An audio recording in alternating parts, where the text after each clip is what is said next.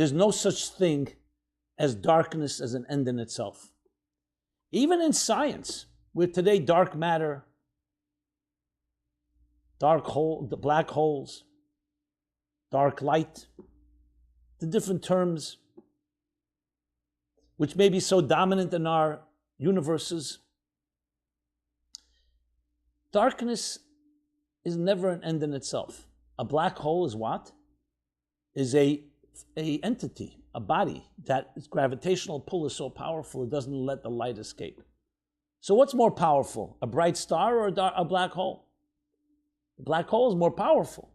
There's light, but his light is inverted. This is based on another principle. I'm not saying the science basis, but the concept is based on another principle, also from the Arizal. The great tzimtzum, the great contraction, the great concealment. The amount of power and intensity that lies in concealment is far greater than in revelation. So when you look at life piece by piece, yes, it's a dark moment right now. The flames are burning.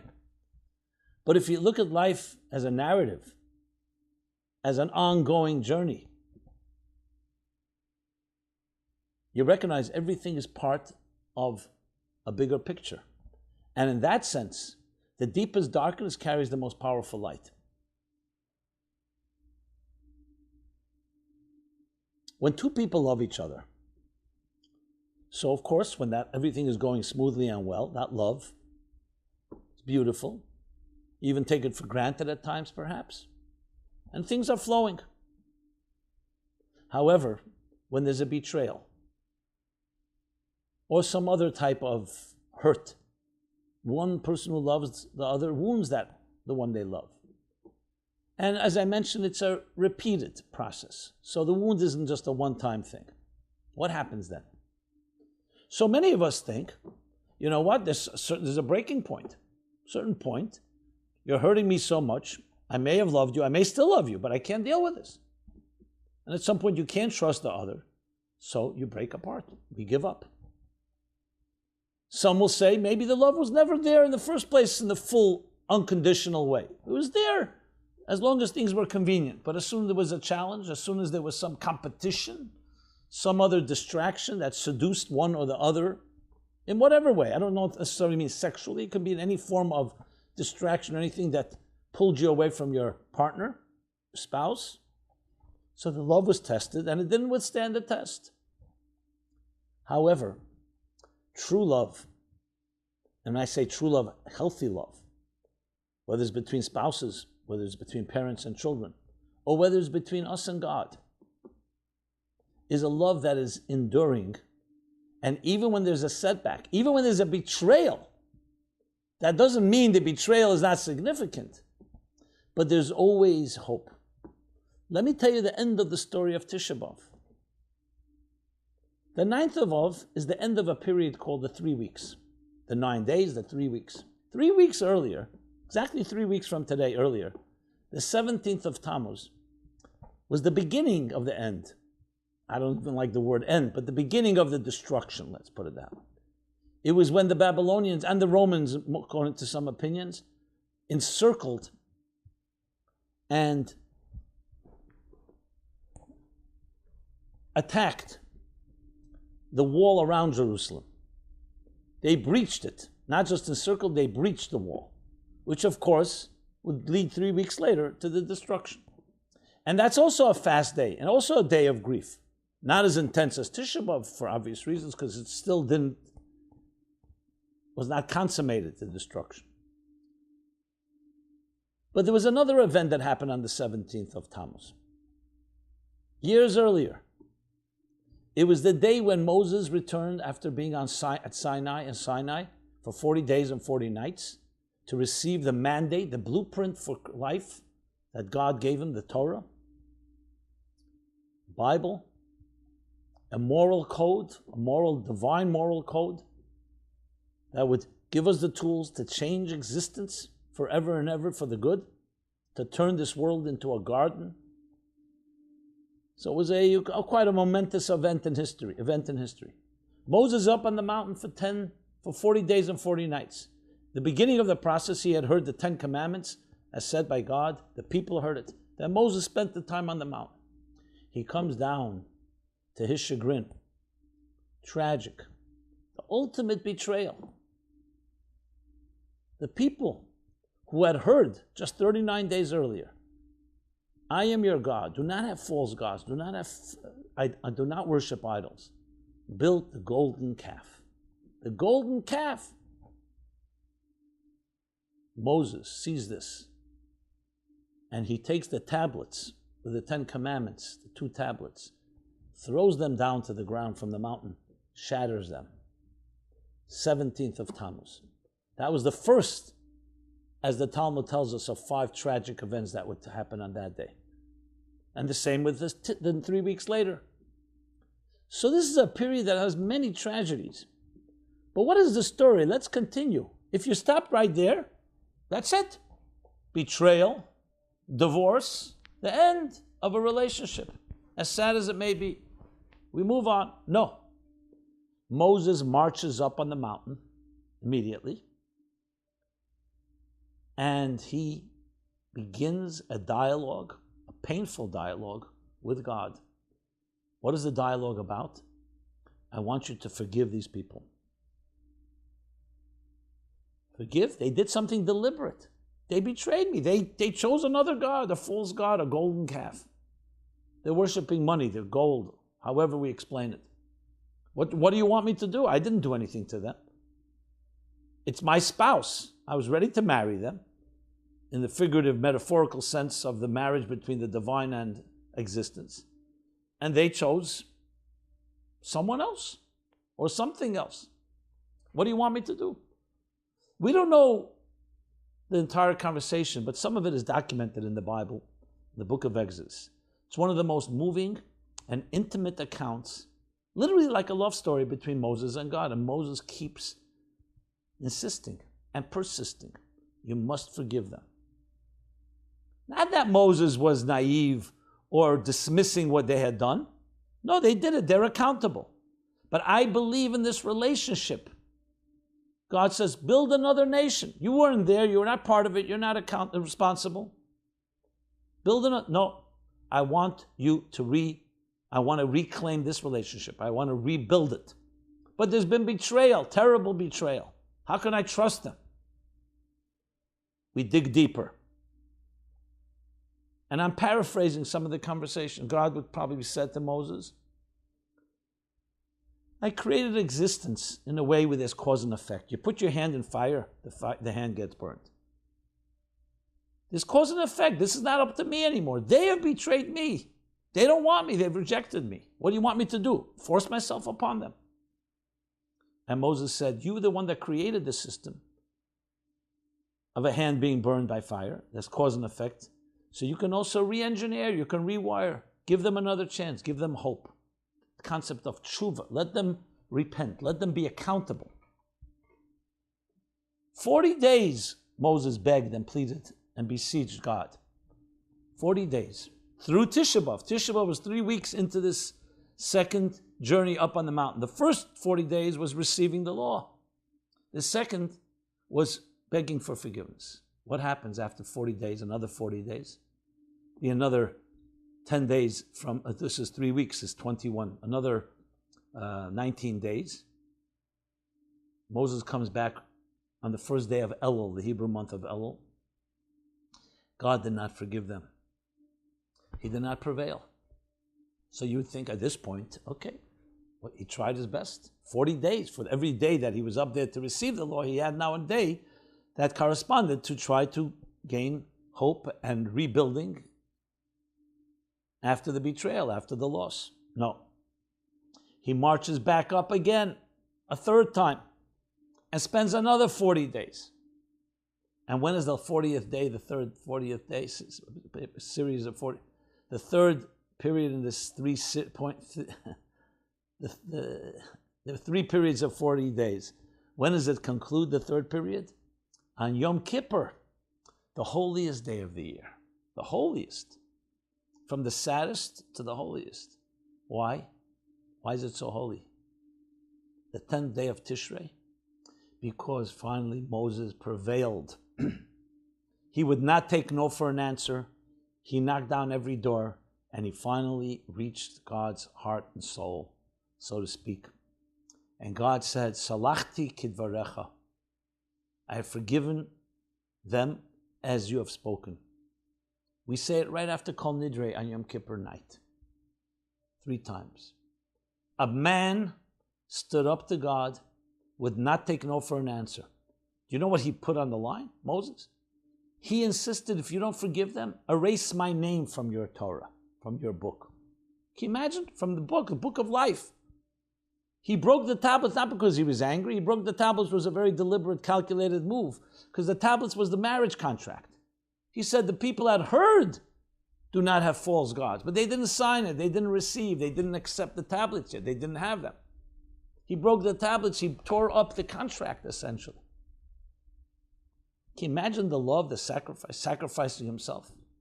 And obviously, we don't know God's mysterious ways. Of course, he knew that he loves the people. Of course, he knew that Moses could prevail. But clearly, it was necessary for someone to elicit it. Because God did create a structure of cause and effect, and he does not suspend that structure and the laws of nature. But Moses was able to reach deeper. He was able to reach, we'll call it the indeterministic, undefined states of the divine that can rewire even cause and effect and reclaim and regain the love. And this time, it's a whole different dimension of love, because it means it's unbreakable. It's indestructible, because it went through the greatest challenge of betrayal. And what did Moses give us? The greatest gift in life, the birth of hope. If someone were to ask you, tell me what is the greatest gift in life, people will say, give me billions of dollars, trillions of dollars. Give me happiness. Give me health. Give me a good family. All important things. But why is hope the greatest? Because hope gives us the tool that even after destruction, even after everything went wrong, there's always a burning ember. There's always a spark that can be revived and rebuilt. And when you do that, you become indestructible. That's the true story of Tisha B'Av. That's why Mashiach, redemption, is born in the throes, as the ashes are rising, as the flames are rising, and leaving the temple in ashes. The ashes have the power to regenerate and rebuild. And this time, a far greater love and a far greater connection and a far greater trust. Now, I know you may say, okay, that's between man and God. What happens with a human relationship? Maybe that person doesn't have that love for me, and I don't have that love for them that can withstand every challenge. That may be, or it may not be. How do you know? How do you know what kind of deeper resources you and I have? And this isn't just about a spouse or an individual. This is about our lives. It's not always about giving up on a person. It's giving up on ourselves. That was what Moses understood so well. So the lesson of Tisha B'Av is interesting and paradoxically and ironically actually a lesson of hope. It's just that part of hope, you have to also tell the story of loss of hope. Betrayal, setbacks, darkness. But the birth of the greatest powers of redemption are born amidst the strongest and most powerful fires of the enemy that are burning down our structure. Let me apply this now to our personal lives. I'll start with share a story. Jacques Lifshitz was a great sculptor. He passed away in 1972.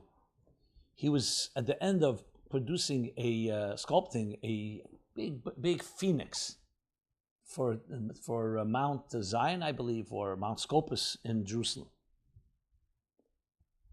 Well, he passed away. It wasn't finished. His widow was, of course, saddened. She was also a sculptress. And she was then at the Rebbe. She came to see the Lubavitcher Rebbe. I tell the story in the chapter on pain and suffering and toward a meaningful life, right in the beginning. And she was asking the Rebbe what to do. There are many people, she says, that a phoenix doesn't seem appropriate to place on a holy mountain in the holy city of Jerusalem.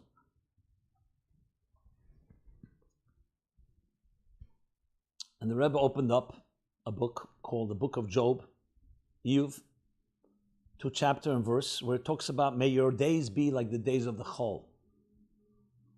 Chol is a phoenix, a bird that lives for 1,000 years and then it dies, burns up, but then from its ashes, it is resurrected.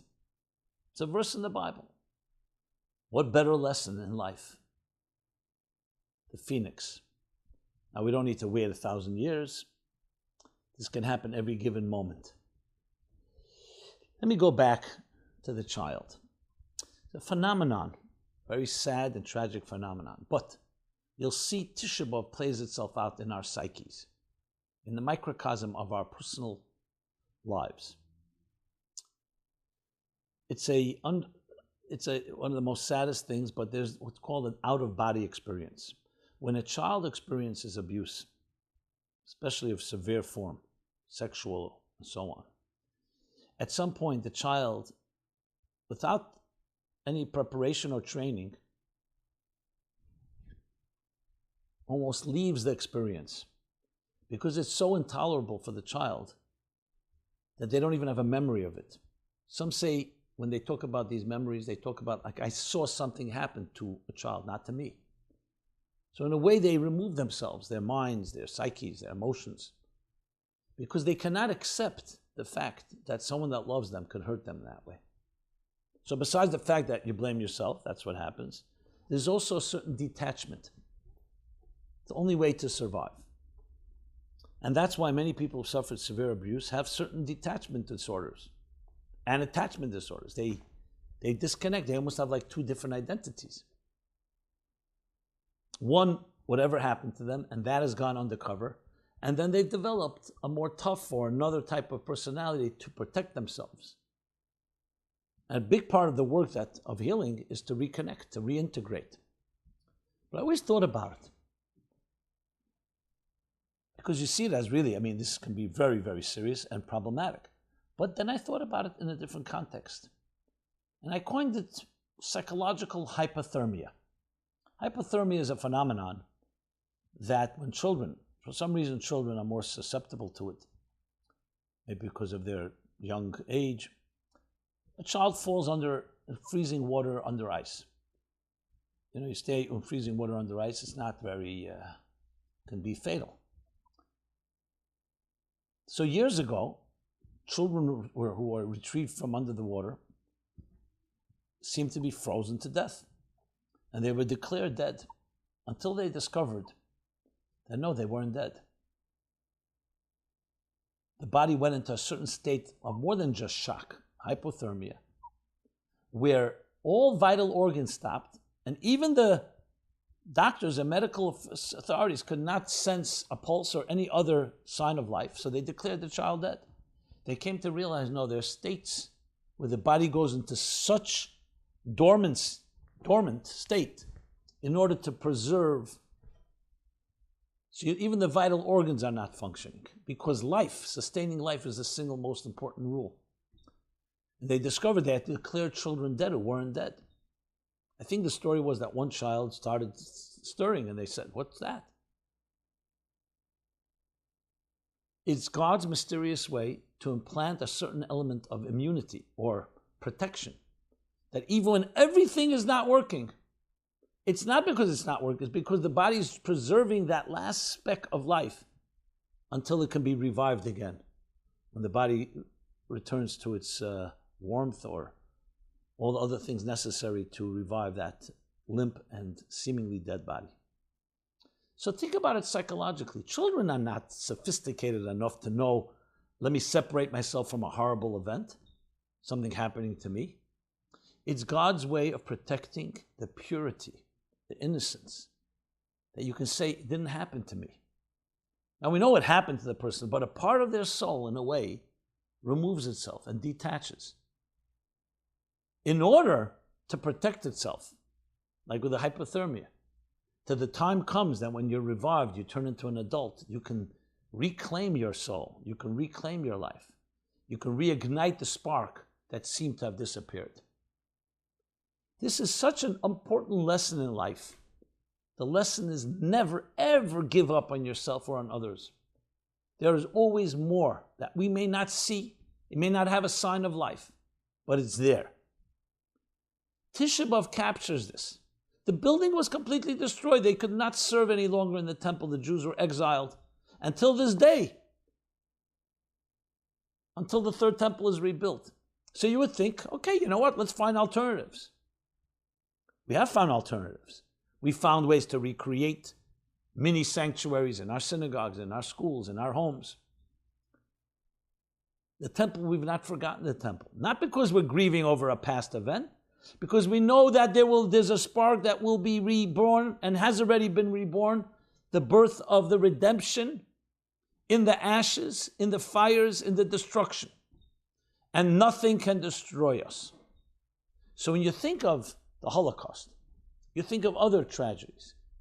What gave them the glimmer of hope? Viktor Frankl developed a psychology called logotherapy, man's search for meaning. But he doesn't touch upon this point. But this is the root of it, the mystery. Where do you have that resilience? Where do you have that ability to transcend unbelievable tragedy? Children torn away from mothers and fathers. Entire families slaughtered, entire community. I mean, it's unspeakable, it's unthinkable, it's unfathomable. Our brothers and sisters. And for that matter, any Holocaust, whether it's a personal one or a collective one. How do you get through that? Some tragedies, you think about it. I mean, parents losing a child, senseless deaths. Even if it's not senseless, it's still, how do you get beyond that? And many of us find it very difficult. But not if you know in the deepest part of your heart that there's no such thing as just an end. There's no such thing as darkness, 100%. There's always a spark.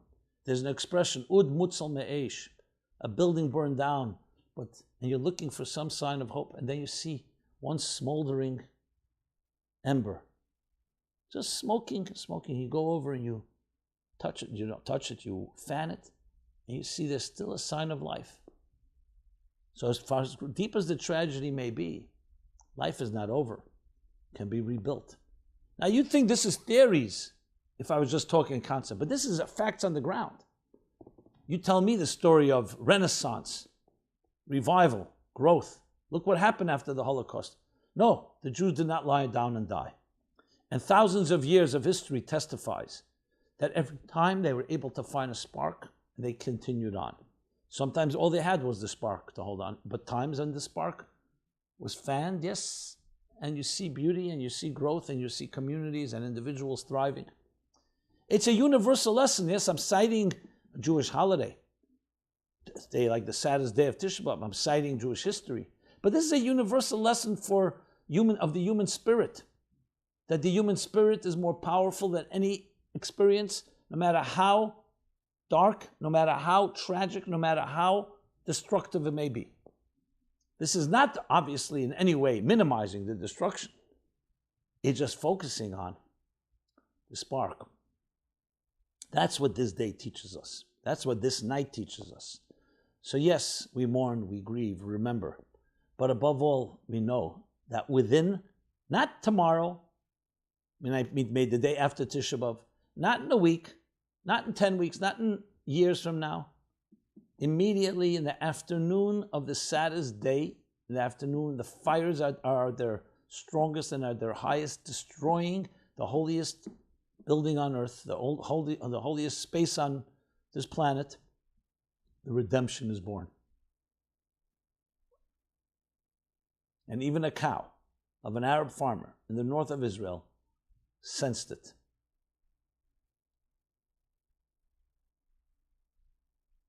It's a story of hope after loss. Now, we don't have to wait for such loss or abuse. I just use those extreme examples. But all of us are going to have our moments where we may give up, or we may feel hopeless, or we may feel there's no real anything to look forward to. Everybody has those periods of time. And as we get older, some of us, unfortunately, surrender to that. We throw in the towel. My friends, on this day, of all days of the year, we celebrate. We don't celebrate like we celebrate on Purim or on a holiday, because that's not what this day is about. We have to be humble and respect the loss, respect the destruction. But we know within the destruction lies tremendous potential, and the birth of redemption takes place. For me, this is one of the driving forces of my life, my personal life, my professional life, which is very much intertwined. Speaking to people, I have seen a lot of darkness. Thank God, personally, I've not experienced more joy, beauty, love in my own family and home. Nothing is perfect, but I've seen darkness. And I've always said to myself and say to the people that I encounter who tell me, you know, I know some people are destined for happiness, not me. And I always say the same thing. Not the same words, but the same sentiment. The light I'm aware of is stronger than any darkness you will ever present, because it's a light that comes from a greater place than any darkness. And you have it in you. And I believe in you more than you believe in yourself at times. And you need to know that. You need to know that you have, the ember is still smoldering. There's still a flame. It may not be conscious, you may not be conscious of it, may not be revealed, it may not be apparent, but it's there. And I know it, not just intuitively, I know it because I look at history and I've seen the what shall I say, the superhuman strengths of people who suffered greatly. The resilience. People, yes, who had their trust betrayed. They had their lives hurt, and yet went and rebuilt. And actually took their negative experience and turned them into positive ones. Because you'll say, okay, 1 second, my trust has been lost. How can I suddenly trust? What are you telling me exactly? What are the methods? What tricks are the trade, so to speak? Well, first of all, speaking about it openly, and even speaking about your own pain and your own loss is helpful, because you get it off your chest, so to speak. What you learn, you've learned how bad things can be, so you learn how to prevent it. Just say, 1 second, my trust was betrayed. It was, I was abused. The trust was breached. Now I meet people. Why should I suddenly trust? I didn't say you suddenly should trust, but you know what it's like. Now you're looking, so you're more sensitive. But do you want to be a victim of your past? And keep in mind, trust is not built on perfection. That's what people who've been hurt say. Since I was hurt and my trust was breached, now I want perfection. Someone that was never going to make a mistake. No, that doesn't happen.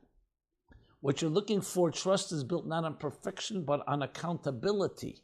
That's what Moses told God. He says the people will be accountable.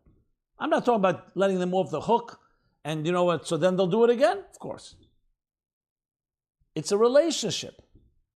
So when there is a betrayal, and I've dealt with couples who've had that, it comes down to this. Can we learn to trust each other again?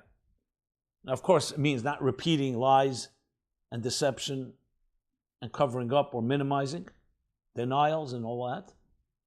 But it also includes the person who's been hurt to be open enough to say, if I see accountability, I see he's learned or she's learned from the experience, that's where transformation happens.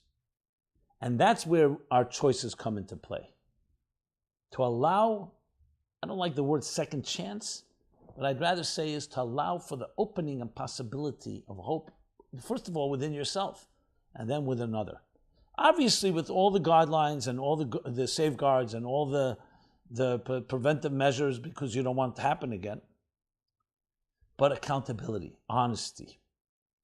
An honesty that would never have emerged had there not been a betrayal, because people, you don't know what happens. It's only when they're pushed, when we're pressured.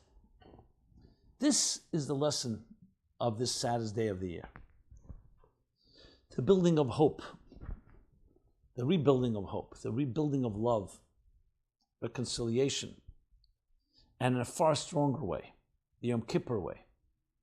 So Yom Kippur is quite a few months from now, but it's looming, and it's right here being born in the darkest moments. Like the redemption is being born. That's why there's a Talmudic statement that says the 15th of Av, which is just 6 days from now, is equated to Yom Kippur. Interesting. Of all days of the year, Yom Kippur and the 15th of Av, that there were no holidays like this among Israel except the 15th of Av and Yom Kippur. And one of the deeper reasons for that is because the 15th of Av is the full moon that follows the wounded moon, the injured moon, that was so betrayed and so abused. The moon representing Malchus, human dignity, on the 9th of Av. 9, not the complete 10. The full moon following, says the Arizal, is the completion. And coming after such darkness, it's the greatest moon of the whole year. Not necessarily physically, but spiritually. And that's equated with Yom Kippur, because Yom Kippur is the conclusion of the process. When hope is regained, forgiveness is granted. To err is human, to forgive is divine. Yes, the divine forgiveness. To know forever after that no matter what happens in life, and when there are setbacks, and there are mistakes, and even deliberate ones, with effort and work, you can rise from the ashes. You can find light, you can find strength, and even greater strength. And I've seen it. I've seen people who've suffered, and you look at them, they're refined, they're shining, they're glowing. I don't envy them. I wish they didn't have to go through the pain. But pain has turned them into giants. Giants. Models. Very often I tell people, you want to know what to do? Go to speak to this and this person. See what they've gone through. Someone who's been through the fire. And what has happened to them. They've been resurrected. There's a tremendous amount of power in that. Can we gain it without any fires, without ashes, without destruction? I would like to believe yes, with the right effort. But unfortunately, it's usually the catalyst is some type of downturn. So the story of life is captured in one night and one day. You just have to see the large narrative.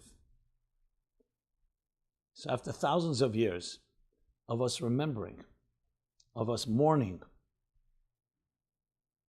as it says in the book of Psalms, Hazerim Bedina, those that sow with tears, Berina Yektzera, will reap with joy.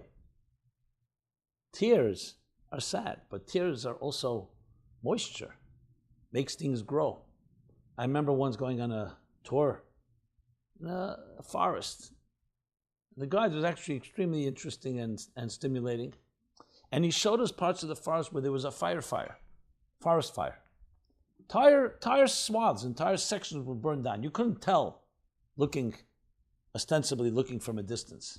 But he was trained, and he took us to a few tree stumps, or even actually trees, and he showed us where the fire burned. You could still see, and then how it regenerated. It's such a miracle. I was completely blown away. And then I read and heard, of course, that very often that's what they do. They actually deliberately light fires to regenerate the forest. So I realized there's another way to look at a fire. Obviously, fires can consume and destroy, and they do. On the other hand, fires, when they're controlled, are the root of our life. We need warmth, we need the heat. And then you see this regeneration. And it's like, it's resurrection. There's no question about it. It's the phoenix. The lesson to our lives. Not only does it survive, it grows even in greater ways. Because the fire burns away the what's the word I want to use? The toxins, the predators, the unhealthy elements in any tree or other vegetation or whatever else is going in that forest. We always hope there's no negative side effects. And what you see in place is a far stronger and more powerful growth. But you have to look at the big picture. The story does not end on one day. You have to see it as a progression of events. And as such, it teaches us about the human spirit, things about the human spirit you could never have learned without the fire. So God should bless us all that we should have the minimum of fires in our lives, minimal challenges. But if they come and when they come, never forget the lesson. Look at the calendar, look at Tisha B'Av. Understand it's the gravity of the darkness, but realize it's the birth of redemption that gives us the power to rise from the ashes.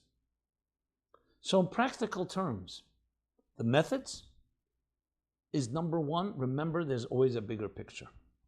Number two, connect to people that are not trapped as you may be in the now, in the pain, in the suffering, in the past.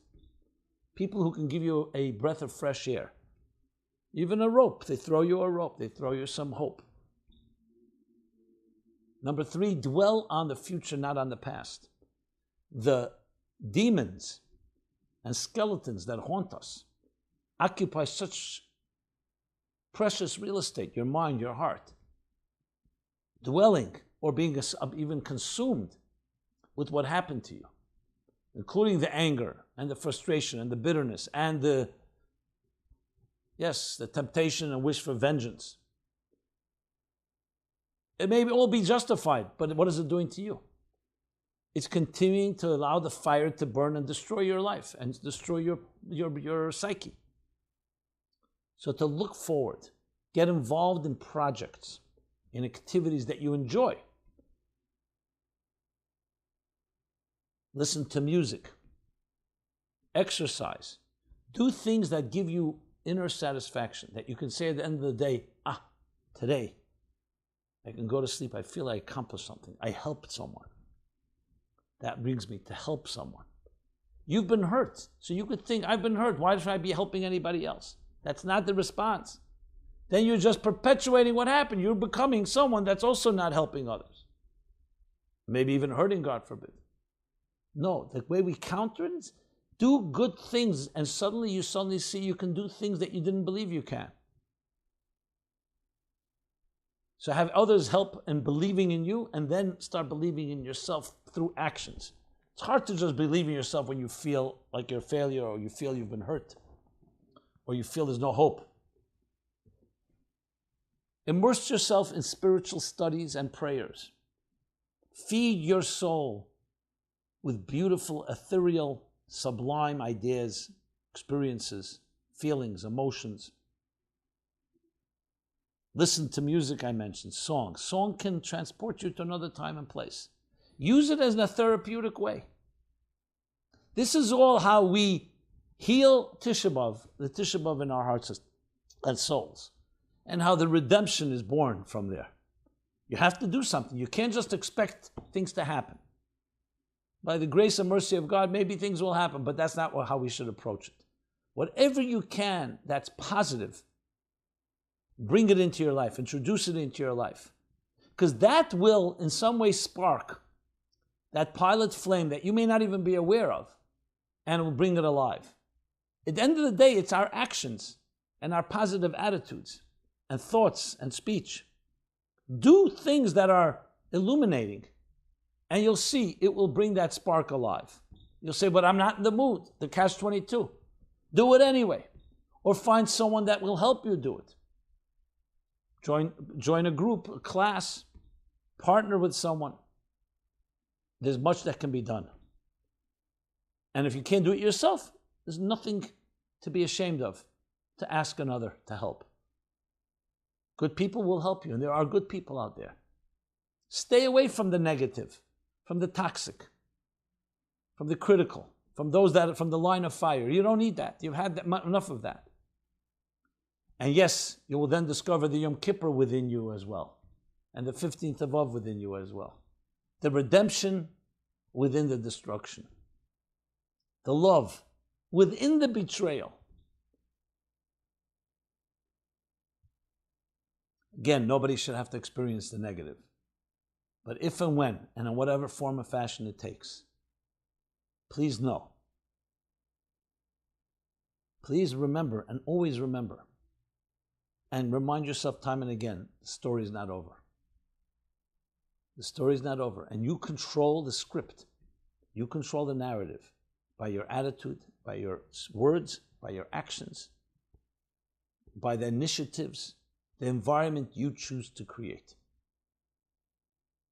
In an interesting way, this pandemic, COVID-19, has compelled some of us, or many of us, in that direction. But don't stop. Don't say, okay, this will be over, let's just go back to the norm, the old norm. No, use it as a wake-up call. Use it as a personal stimulation, a personal inspiration. That when life has been disrupted around you, all your schedules, you dig deeper and you find great light. You find great power. And remember that you have everything you need inside of you to deal with any challenge that comes your way. This has been Simon Jacobson, meaningfullife.com. I really am honored, especially in a time like this, to be speaking with you about these important matters that are life-changing. Changed my life, and hopefully will change yours. Please partner with us. We're now just launched, just a few days ago, a Meaningful Lifeline campaign, fundraising campaign. Over the last few months, we've been creating a nonstop, I can't tell, overload of hundreds and hundreds of programs. By now, probably close to 300 programs, special programs, focusing on the human condition, on the challenges we face. That even though there's an unknown, finding certainty, hope, strength, fortitude, courage, direction, clarity in these challenging times. And I say this with all humility. It wasn't planned. I and my team, we rose to the occasion because that's how we've been trained. And the response has been really phenomenal. Many people say, you're our lifeline. That's where we came up with the line, Meaningful Lifeline. It's not our own line. So please partner with us, because this requires funds, it requires work, a lot of work. And I really do believe it's a joint effort. Every one of us has to do our part. So go to meaningfullife.com/lifeline. Donate generously, and please share this with others. You'll see a nice little promo there, some other stuff that we've assembled. And above all, take advantage of the resources that we're offering. I assure you will not be disappointed. On the contrary. You can subscribe, you can share. We're on different social media platforms. But above all, as I said, share with others. Encourage others to help us. Share with them the messages, the ideas. Because after all, we are all part of one larger narrative. Not just you and your life and your past, present, and future, but all of us. One larger story. God bless you all. May we see the minimal of pain and darkness and the maximum of light and redemption. But always remember, no matter what situation you're in, see it through. Do not give up. See it through. Be well. And may these days be transformed, not just eliminated, transformed from sadness to joy, from loss to growth, and from setbacks to the deepest form of love, trust, and endless celebration. Thank you very much. This program is brought to you by the Meaningful Life Center.